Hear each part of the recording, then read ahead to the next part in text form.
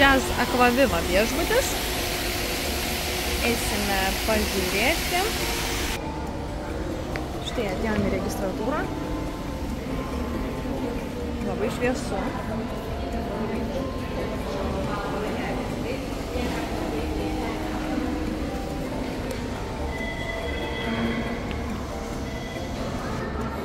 Lobby baras. Štai tokia teritorija. Prie lobby baro. Ir išeiname į lauką. Viešbutis yra ne ant jūros kranto, iki jūros veža autobusiukas.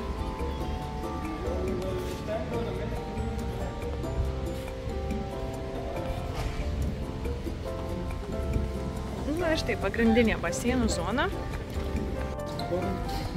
Čia yra toksai maisto kampelis. Jeigu neinate į pagrindinį restoraną, galite valgyti čia. Visokie burgeriai, bulvytės ir taip toliau. Visą tai, kas patinka vaikams ypač. Visi baseinai yra šildomi, išskyrus viršuje esantį tokį didelį baseiną.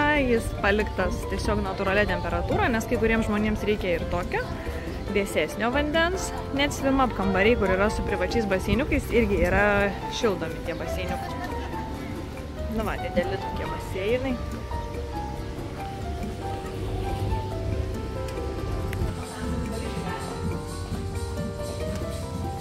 Viešbutis turi džymą, sporto centrą ir štai yra žaidimo aikštelė. Tai reiškia, galima sportuojant matyti, kaip žaidžia vaikai.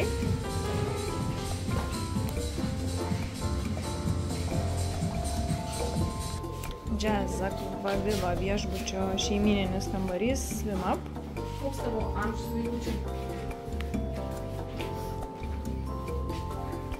Tiesioginis išėjimas į baseiną. Baseino gylis 1,10 m parašyta.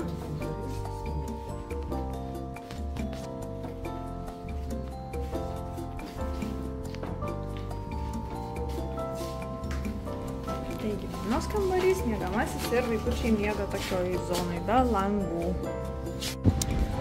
Taigi, Jazz Aquaviva pasididžiavimas, vandens parkas su 50 vandens nusileidimo kalnelių skirtingo amžiaus vaikams.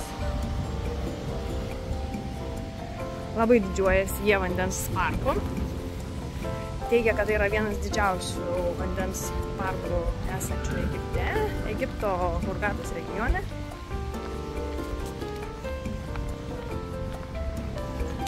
Ten toliau viešbutis pasidaręs tokį įdomų stendą surašęs, kokie augalai auga viešbutyje. Štai. Įdomus sprendimas. Labai gražus, jaukus, teritorija žalia, nors viešbutis tikrai yra dykumui, galima sakyti, laukuose, nieko aplink nėra, jūra toli. Tai jis tokią oazę tarsi padarė, tikrai ir palmių daug, ir žalia, graži, tikrai jauki teritorija.